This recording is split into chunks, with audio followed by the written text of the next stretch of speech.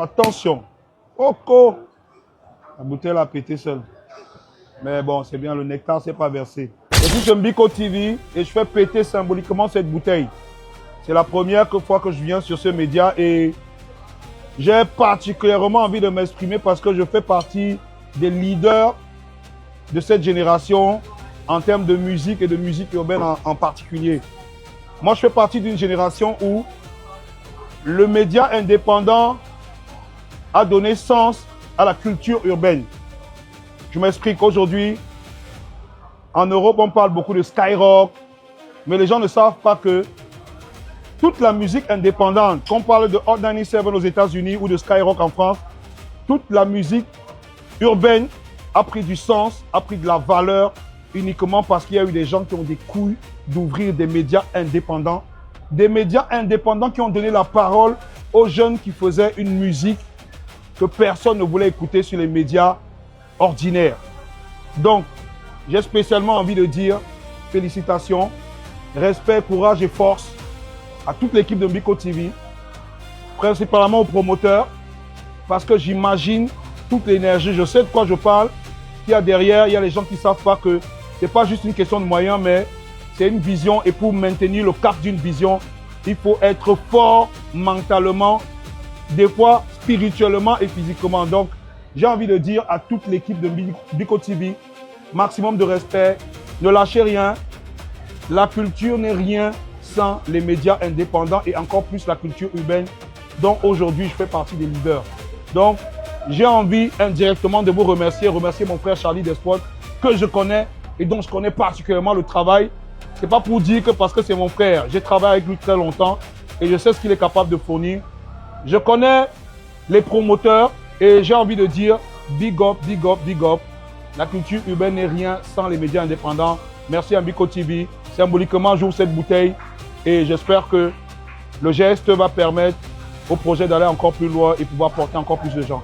Merci. Ma fierté s'affiche ici. Dorian et Samuela. Ah, elles vont bien, les filles vont bien, elles sont là. Elles s'entendent bien. Voilà. Je vois que vous en parlez avec un peu d'émotion, avec un peu de douceur. Ouais, ça fait plaisir. Vous n'avez pas habitué à ça? Non, mais bien sûr que je suis habitué à la douceur. J'ai une fille barantée chez moi, forcément. Ça explique les choses. Bon, après, il faut savoir que l'enfant ramène une nouvelle énergie dans la maison et forcément, ça bouleverse un peu l'ordre de départ, l'ordre établi et on repart sur de nouvelles directions, aussi bien dans le sens du business que émotionnellement parlant. Donc forcément, ça impacte, ça change l'homme et puis ça donne aussi un côté différent, ce qui explique ma réaction en fait. Voilà. Alors, on est très content d'avoir de leurs nouvelles et on est content de savoir qu'elles se portent bien. Elle va bien, elle mange, elle pleure, elle dort. C'est son rôle, c'est son travail. Elle fait son boulot. Tout à fait. Alors, Malex, on vous a connu dans le cadre de la musique, premièrement, et maintenant on vous connaît en tant qu'entrepreneur. Alors, ma question est la suivante. Comment dans un monde où les musiciens africains ont souvent du mal à se développer, à se réinventer, comment vous avez réussi à sortir du lot aujourd'hui? Moi, je crois que c'est pas quelque chose d'extraordinaire en fait. Je trouve que c'est pas extraordinaire parce qu'en fait, moi, je fais partie d'une génération où on a vu les artistes qui sont les grands entrepreneurs aujourd'hui commencer à se développer. On parlait beaucoup de labels indépendants à l'époque et à partir de là, on a vu comment ces artistes ont conçu de manière personnelle leur fortune à travers les différents investissements. On a été présent quand les gars ils se développaient chez Bad Boy, quand ils se développaient chez Def Jam, quand on se développait chez Flipmode Squad. Et on voyait les différents investissements, comment les gars se déployaient au-delà de la musique dans le business, le 40-40 et autres. Donc moi je pense que je suis seulement la logique que j'ai apprise depuis que j'ai commencé la musique urbaine. Parce qu'en réalité, ce qu'il faut savoir, c'est que comme un Rasta ou un chanteur de reggae suit la logique jamaïcaine, nous qui faisons dans la musique urbaine et le rap en particulier, on est amené à suivre la logique américaine parce que c'est de là que ça vient. Et ils auront toujours une longueur d'avance, ils auront toujours une vision avancée de la chose. Et je pense que si tous les grands artistes américains, les rappeurs en particulier aujourd'hui, sont tous des entrepreneurs, c'est la voie à suivre. C'est pour ça que moi je suis cette voie. Dans les pays francophones, anglo-saxons, en Afrique, il y a beaucoup qui suivent cette voie, qui sont dans le business. Je pense que c'est logique, c'est la voie à suivre. Alors sans vouloir vous jeter des fleurs, alors pour nos internautes qui ne connaissent pas forcément ces labels américains, donc vous avez évoqué le label de P. Diddy, de Jay-Z, etc. Je tiens à préciser quand même que c'est pas quelque chose qui est courant. C'est pour ça que je vous dis que vous êtes vraiment un modèle.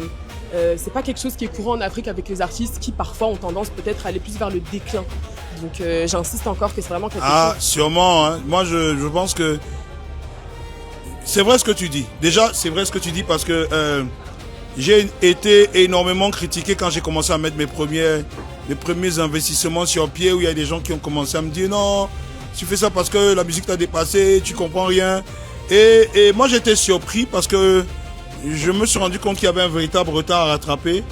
Parce que pour moi, comme je te disais, nous qui avons été proches de la culture et qui sommes proches de la culture, c'est logique qu'un artiste de musique urbaine finissent dans le business. Peu importe le business qu'il fait. Et moi, je pense que j'ai suivi mes classes, faire de la musique. Le premier business que j'ai mis sur pied, c'est une marque de streetwear. Après, j'ai ouvert un snack. Aujourd'hui, je suis dans l'immobilier.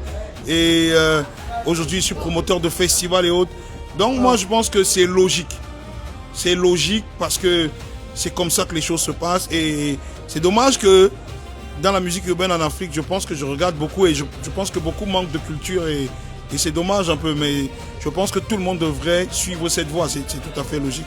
Alors partant de ce postulat-là, quel conseil vous pouvez donner à la jeunesse camerounaise qui souhaite se lancer dans le business et qui peut-être a peur de se lancer dans le business? Moi je pense que la jeunesse, parce que moi même si jeune, on a toutes les armes à main, on a toutes les armes. Il suffit juste de se concentrer un peu sur soi, faire une autocritique, se concentrer sur soi-même, se poser les bonnes questions, développer un peu les idées qu'on a, parce que quand tu regardes sur Internet, les jeunes ont énormément d'énergie, énormément d'idées, mais le drame c'est que les gens passent beaucoup plus de temps à s'occuper de la vie des autres, à se poser les questions sur la vie des autres, non seulement sur leur vie et sur leurs avis, plus que sur faire des introspections et se poser les questions sur quels sont les moyens d'avancer. Je pense que si plus de jeunes font des introspections, se posent les questions sur eux-mêmes, font des autocritiques et essaient de développer leurs idées en se rapprochant des gens pour vendre ce qu'ils ont de plus simple et de plus accessible, qui est leur connaissance ou leurs idées. Forcément, tout le monde peut s'en sortir dans le business. C'est juste que bon, les gens ne se connaissent pas assez et parce que tu ne te connais pas assez, tu te dis que tu n'as rien à vendre, que tu n'as rien à donner ou que tu n'as rien à apporter aux autres.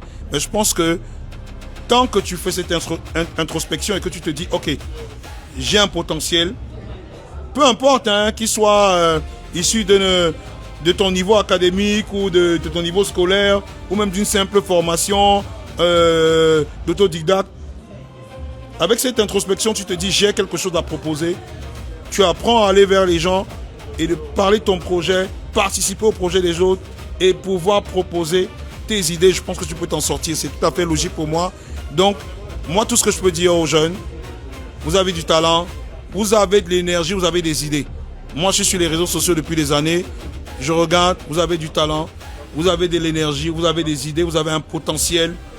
Faites juste le bilan de ce que vous êtes, de ce que vous voulez, posez-vous les bonnes questions et surtout, n'hésitez pas à aller vers les gens, parler de ce que vous avez et surtout, n'hésitez pas à participer au projet, pousser les projets des gens pour pouvoir acquérir de l'expérience parce que sans expérience, on ne peut pas développer ses propres projets. Voilà. Alors mon ultime question est celle-ci, partant de tout ce qu'on vient de se dire présentement, est-ce que vous pensez que Promote est un salon justement qui peut galvaniser tout ça? Bien sûr, Promote est là, Mbiko TV est là pour ça. Tout à fait. Parce qu'aujourd'hui, il y a des artistes, il y a des artistes, il y a des gens talentueux, il y a des gens intelligents, il y a des porteurs de projets qui ont besoin de communication, qui ont besoin de faire vivre leur projet, leur art et tout ce qui dérive et tout ce qu'il y a autour. Aujourd'hui, Mbiko TV est là, ils ont ouvert une plateforme, la plateforme est libre, la plateforme est accessible, mais c'est dommage que tu vas voir des gens ils ne voient pas l'importance. Ils ne voient pas l'importance de cette action-ci. C'est justement ça, Promote. Je pense que l'esprit de Promote, c'est créer ce couloir, cette ouverture, cette accessibilité aux entreprises qui font les choses. Et que les gens, lambda, puissent toucher du doigt et que si quelqu'un a quelque chose à apporter, il puisse se rapprocher de ces entreprises-là. Donc, j'ai donné un exemple très simple. Mbiko TV, ils ont fait un déploiement, ils ont pris un espace, ils ont créé un espace ouvert pour que les gens puissent se vendre. Mais beaucoup de jeunes ne comprennent pas l'importance. C'est pour ça aussi que nous, on est là pour dire ça, pour leur dire que voilà, Promote, c'est vraiment la plateforme qu'il faut. Promote, c'est la date, je pense que c'est l'événement qu'il faut marquer réellement dans son calendrier annuel pour quelqu'un qui veut se développer, pour un jeune qui veut savoir, un jeune qui veut se rapprocher des entreprises et faire dans l'entrepreneuriat ou même ça, apprendre simplement de la vie. Il est important pour tous les jeunes, moi je parle des jeunes en particulier, hein, de venir à Promote parce que il y a toujours des surprises au bout du couloir. C'est vrai. Et la plus grande surprise aujourd'hui, c'est Mbiko TV. Voilà. Est-ce que c'est pas la meilleure surprise que vous avez eue du coup? Je pense que c'est la meilleure. Pour l'instant, c'est la meilleure. Hein? Oui, tout à fait. Pour l'instant, c'est la meilleure. Vu le déploiement, j'ai vu le studio, je vois l'énergie. Il n'y a que des jeunes ici. Je pense que c'est la meilleure. C'est la meilleure surprise. Et comme je le disais encore en entrée de jeu, il faut rester fort, il faut rester focus. Parce que le projet est lourd. Et je pense qu'il n'y a que des jeunes pour comprendre l'importance de porter cette image-là, de porter ces images de nos artistes, donner une certaine forme de respect pour que les gens comprennent qu'il y a du travail derrière. Après, je vais encore le dire, même s'il faut que je me répète. Allez-y. Mbiko TV a mis une plateforme à Promote, libre, accessible, pour toutes les personnes qui ont quelque chose à vendre, que ce soit du talent, que ce soit des idées, que ce soit des porteurs de projets. Venez, parce que ça n'a pas toujours été le cas. Moi, je viens, ça fait plus de 15-20 ans que je rappe. Et avant, il n'y avait pas ça. Quand on parlait de grands événements qu'on promote, on citait des grandes marques et les gens se sentaient frustrés. Aujourd'hui, il y a des médias indépendants, il y a des gens qui mettent de l'énergie, du temps, du talent et de l'argent dans ce qu'ils sont en train de faire pour que beaucoup puissent avancer. Venez ici vous faire connaître. Venez ici booster le projet et venez écrire l'histoire avec Mbiko TV.